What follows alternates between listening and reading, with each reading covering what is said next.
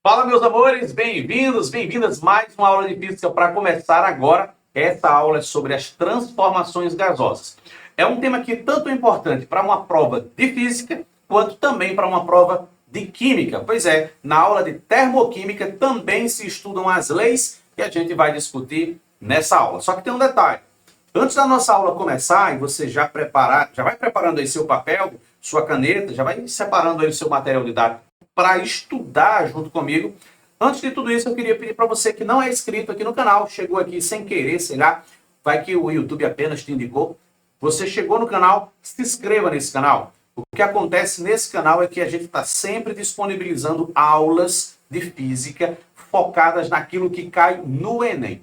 Professor, mas não cai no Enem, então não entra nessa playlist. Só entra numa mesma playlist sobre Enem, aquilo que com certeza vai estar na prova. E o mais interessante é que, como isso não serve só para física, serve também para química, isso aumenta mais ainda a importância desse tema para você, tá bom? Extremamente importante esse assunto. Agora que você já está inscrito, então já deixa um joinha, já deixa um comentário, já pega esse link e compartilha no seu grupo de estudos, lá para a sua escola, para os seus coleguinhas lá, para dar uma moral aqui para o canal, para ele crescer e a gente ficar muito rico, ganhando muito dinheiro com esse canal.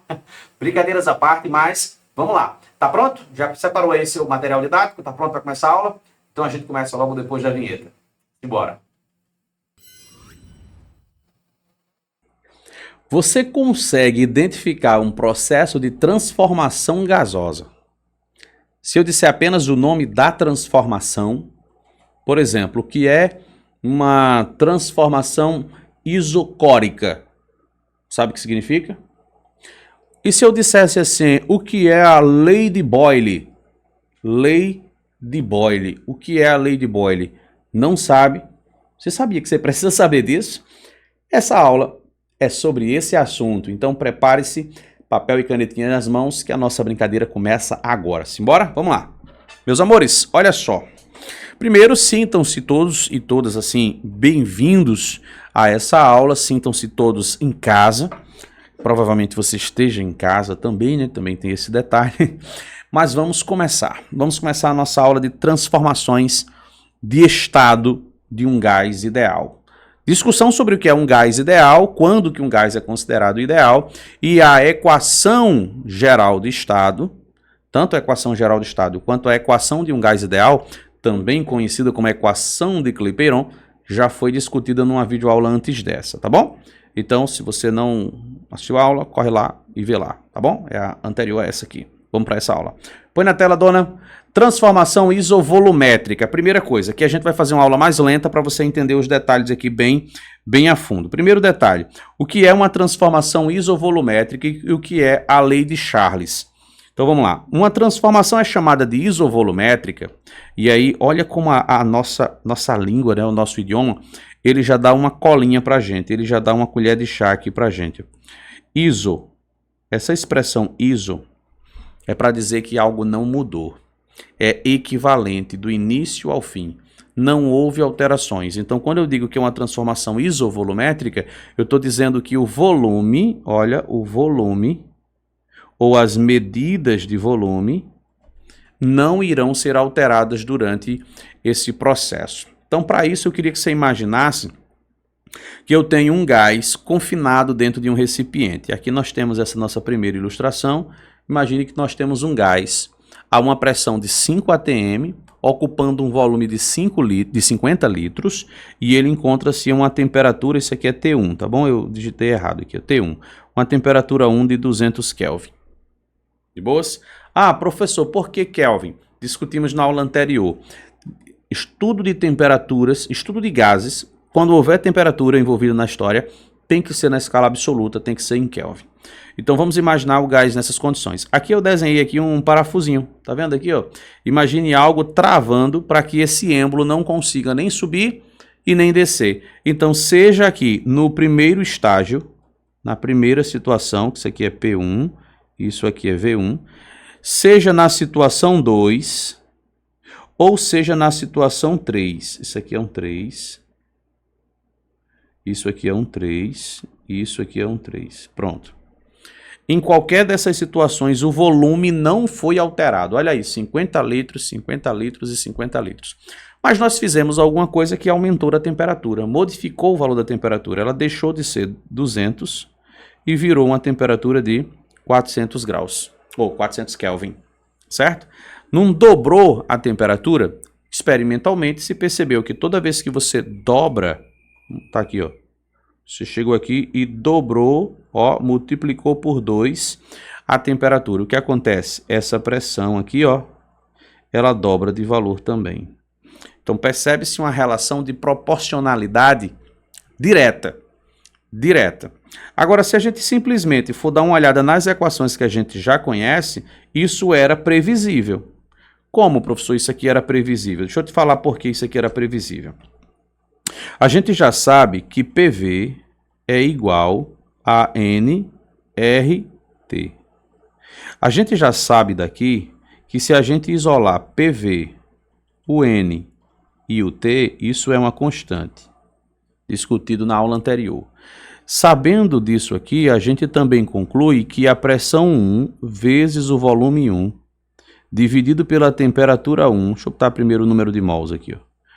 Não importa a ordem, mas eu vou colocá-lo primeiro. Número de mols 1 e temperatura 1, isso vai dar o mesmo resultado se a gente fosse fazer com a pressão de outro valor, com o volume de outro valor, com outro valor de número de mols e outro valor de temperatura, certo? Mas vamos imaginar que nosso recipiente ele é hermeticamente fechado, não tem como aumentar o número de mols nem diminuir. Então, sendo os dois valores iguais, vamos cortá-lo aqui, ó, a gente corta aqui, ó. Um vai passar para o outro lado, vai ficar um em cima, outro embaixo, vai dividir, vai cortar, a gente já cortou logo, tá bom? Agora, se a gente está supondo que não vai ter mudanças no volume, porque a gente está imaginando uma situação a volume constante, esse volume terá o mesmo resultado, o mesmo valor desse outro volume, não é? Então, já que os dois têm o mesmo valor, também irão se cortar. Vamos ver o que é que sobrou aqui para a gente. Sobrou o seguinte, sobrou aqui P1 sobre T1 é igual a P2 sobre T2. Você percebe que há uma relação de proporcionalidade, você percebe que onde a temperatura for pequena, você vai ter pouca pressão, e onde a temperatura se elevar, você vai ter um aumento de pressão. Pronto. Essa relação de proporcionalidade é o que a gente chama de lei de Charles. Pois é, a lei de Charles é para mostrar que sempre que um gás está confinado em um recipiente que não muda de volume, sempre que você aumentar a temperatura, aumenta-se também a pressão. Imagine que você pegou qualquer tipo de gás e fez esse experimento. Toda vez que você provocar um aumento de temperatura, vai ocasionar um aumento de pressão. O pneu de um carro, por exemplo, está cheio de gás, cheio de ar. À medida que você vai viajando, o pneu ele vai se aquecendo ao longo da viagem. Atritos com o chão, contato com aquele solo aquecido, enfim, vai aumentando a temperatura daquele gás que está lá dentro e ele não vai mais ter a mesma temperatura. Se a temperatura subiu, vai aumentar também o valor da pressão. Então, quando um carro está viajando, ele está fazendo com que os gases dentro dos seus pneus estejam passando por um processo de transformação isovolumétrica. Fez sentido? Agora, como a gente está se preparando para o Enem, isso é uma das formas de calcular, de estudar, de representar a transformação. Mas tem outra também que a gente precisa estar bem familiarizado. Essa outra aqui, ó, deixa eu desenhar aqui uma reta. Pronto, deixa eu desenhar aqui uma outra reta. Para a gente fazer aqui, ó, um plano cartesiano. Isso aqui vai ser, ó, a representação dos valores de pressão. Isso aqui, ó, vai ser a representação dos valores de temperatura. O que acontece com a temperatura e com a pressão? São diretamente proporcionais. Então, se isso for representado em um gráfico, esse gráfico seria uma reta, como você está vendo aqui, ó, porque ele está indicando para mim que para um certo valor de temperatura que seja baixo, a gente vai ter um valor baixo para a pressão. Quando eu aumentar o valor da temperatura para valores maiores, então a pressão também vai mudar para valores maiores. Então isso aqui é como se fosse a temperatura 1 e a temperatura 2, e aqui é a pressão número 1 e a pressão número 2. Certo? transformação isovolumétrica. Só que aí tem um detalhe, que aí eu preciso chamar a sua atenção aqui no início das nossas observações. Essa expressão isovolumétrica, eu usei ela aqui porque ela é mais fácil de você entender de qual transformação a gente está falando. Mas na prova, não é comum essa expressão aparecer. Peraí, professor, então como é que estaria escrito lá na hora de fazer a prova? Preste atenção nessas expressões, tá bom?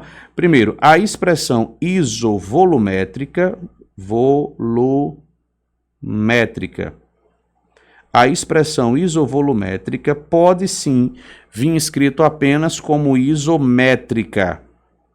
Se vier apenas escrito isométrica, está correto e também vai significar isovolumétrica. E a palavra mais comum de todas é se ele vier chamando de transformação isocórica. Todas essas três palavras trazem o mesmo significado. Que significado é esse? O significado de que temos uma transformação onde o volume ele é constante.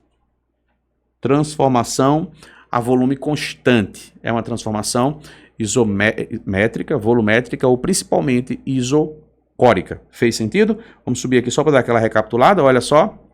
Lei de Charles. Lei de Charles, eu vou passar um marca-texto aqui, para dar aquela destacada aqui, ó. Nessa lei, pronto. Puxar aqui e... Pronto, beleza. Essa é a lei de Charles, né? A relaçãozinha matemática.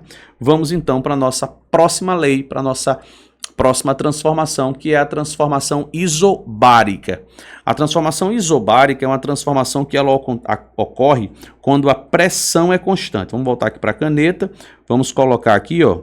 É uma situação onde a pressão não muda, é constante. Olha a ilustração que eu providenciei aqui para você. Nesse caso, eu coloquei o gás confinado dentro de um recipiente e para pressionar esse gás, eu coloquei um objetozinho aqui para fazer um peso, certo? Então, aqui está atuando a pressão da atmosfera, que é 1... Por que não está riscando? Deixa eu voltar aqui que ele risca. Pronto. Aqui, ó. 1 atm. E vamos supor que esse objeto está fazendo uma pressão de mais 1 atm. Pronto. Então, no total, está aqui, ó, uma pressão de 2 atm aqui desenhadinho aqui, ó. No segundo caso, eu não alterei a carga que estava lá em cima. Então, continua a mesma pressão, a da atmosfera e a pressão desse objeto. No terceiro caso, continua a pressão da atmosfera e a pressão desse objeto. Então, a pressão total sobre o gás não alterou-se. No estado 1, no estado 2 e no estado 3, a pressão continuou sendo os mesmos 2 atm. De boas? Só que o meu recipiente ele também é muito bem fechado, não terá perdas nem ganho de números de mols, o que já nos leva àquela mesma conclusão anterior. Se a gente já sabe, vamos botar aqui, ó, que P1 vezes V1 sobre N1 vezes T1 é igual a P2 vezes V2 sobre N2 vezes T2. E a gente já está partindo de um pressuposto de que ele é fechado, então os números de mol são iguais e vai poder cortar. Como a gente também está afirmando que não vai ter variação de pressão, então essa pressão é igual a essa e também vai cortar. Então o que é que está restando aqui para a gente analisar? Está restando aqui, ó, uma fração, vamos arrumar aqui para ficar bonitinho. Esse é igual a essa. A primeira fração é volume 1 sobre temperatura 1. E aqui, ó, volume 2 sobre temperatura 2. O que é que a gente percebe? Também uma relação de proporcionalidade. Onde a temperatura foi pequena, o volume foi pequeno. E quando houve um aumento de temperatura, houve um aumento no volume. Vamos recapitular aqui em cima, aqui, olha só, na nossa ilustração. Houve um aumento, olhe, que dobrou o valor da temperatura. Dobrou. Olha o que aconteceu com o volume. O volume também dobrou. Vamos arrumar aqui para ficar bonitinho. Olha o volume dobrando aí, ó. Deixou de ser 15 e passou a ser 30. Quando a gente veio daqui para cá, ó, a gente não multiplicou por 2, né? 600 não é o dobro de 400. A gente multiplicou por 1,5. Então aqui em cima também vai ser multiplicado pelo mesmo 1,5. Multiplicou por 1,5 também, na mesma proporção, ou seja, na proporção que um deles cresceu, o outro também cresceu, mostrando também que há uma relação direta entre o volume e a temperatura. Quem descobre isso é um cara chamado Gay-Lussac, junto com aquele cara Charles. Só que aí a outra lei é chamada lei de Charles e essa é a chamada lei de Gay-Lussac. Pode ser que apareça também escrito em algum enunciado lei de Charles e Gay-Lussac, tá bom? É possível também que essa nomenclatura apareça. Como é que isso seria desenhado em um gráfico? Então vamos aqui pegar uma caneta preta e vamos desenhar aqui um gráfico.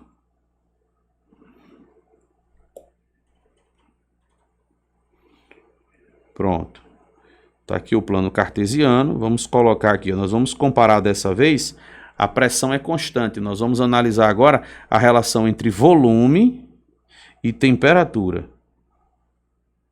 Volume e temperatura. Diretamente proporcional, então se for volume e temperatura, a figura seria desse mesmo jeitinho que a gente viu no outro caso, tá bom? E toda a análise seria a mesma. Professor, é possível existir outros gráficos? Qual delas o Enem vai cobrar? Aí a gente não sabe, né? Mas o que é que a gente faz? Se prepara para aprender a interpretar gráficos e a gente resolve qualquer um deles que venha. Terceira e última, a transformação isotérmica. Opa, eu botei térmica, vamos corrigir aqui, ó. Não é térmica, é transformação isotérmica. Vamos ajustar aqui rapidinho. Transformação isotérmica. Pronto, agora sim. Porque o que é que vai significar uma transformação isotérmica? Uma transformação que ela acontece com temperatura sem mudar, temperatura constante. Daí a expressão isotérmica. Olha aqui, ó. Na nossa ilustração, eu coloquei pressões diferentes. No primeiro caso, existe a pressão da atmosfera. Pressãozinha da atmosfera aqui. Pronto, aqui, ó. Em todos tem a pressão da atmosfera pressionando isso aqui. Só que nós vamos ter aqui um outro tipo de pressão, que é a pressão feita pelo objeto aqui, que era pequena. Aqui, ó, já é maior porque são 2, e aqui já é maior ainda porque são 3 objetos pressionando. Pronto. Então nós temos um aumento de pressão. No primeiro caso a pressão era de 2 atm, no segundo virou 3 atm, no próximo virou 4 atm. Você percebe que está tendo aumentos de pressão gradativos. Aí o que é que está acontecendo agora com os valores do volume? Olha o volume diminuindo, ele caiu de 12. Caiu de 12 para 8, depois para 6. E a temperatura se manteve 300, 300, 300. Certo? Então, isso é o que acontece. Toda vez que você pega um gás e você não muda a temperatura dele, mas você aumenta a pressão, ele vai comprimir, ele vai reduzir o seu volume. Isso vai nos levar para a lei de Boyle.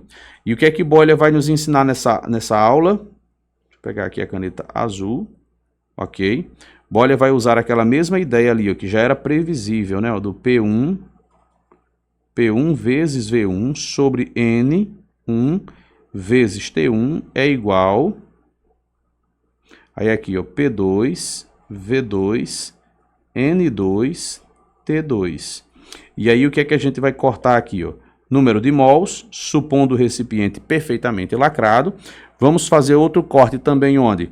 Na temperatura, porque dessa vez é a temperatura que é constante, é o mesmo valor de temperatura dos dois lados. Então, o que é que nos resta para ser analisado? Vamos aqui, ó.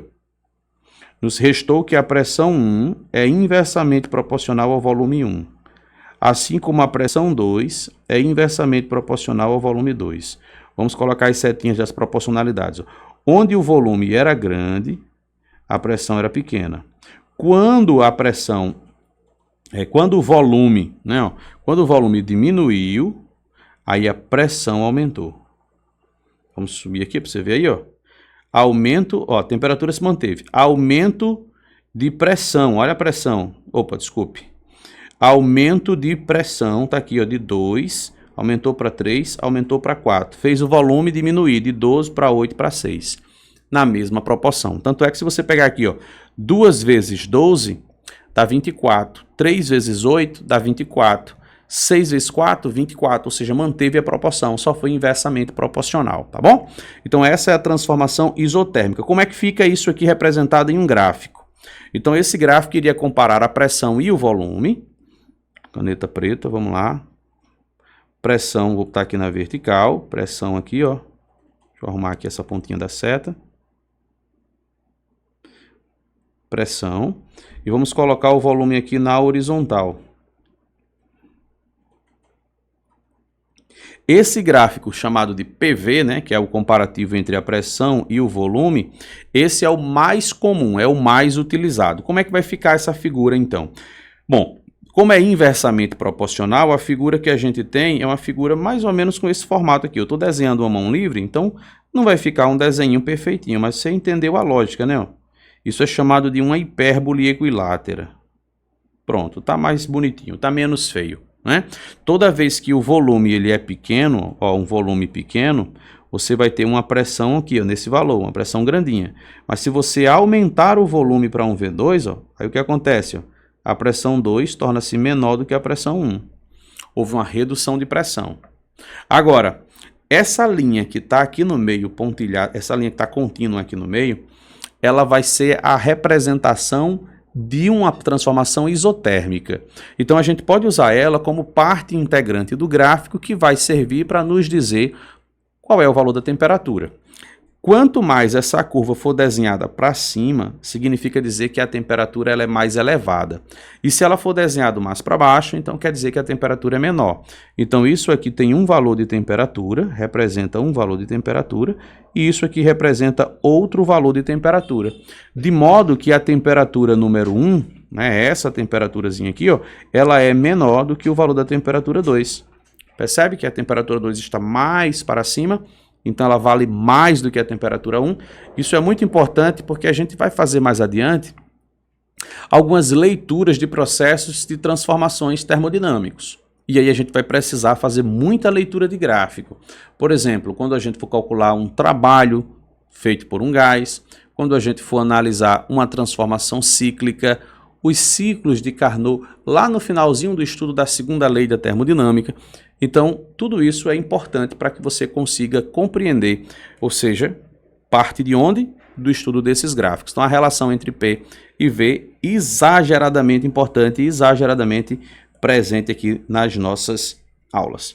Agora, olha só, meus amores, nesse estudo desses gases, né, dessas três transformações, elas não vão se limitar a três. A gente viu aqui a transformação isotérmica, isocórica e isobárica, mas não se limita apenas a essas três transformações. Existem outras transformações também, como por exemplo, existe a transformação chamada transformação adiabática, mas ela vai envolver características bem particulares.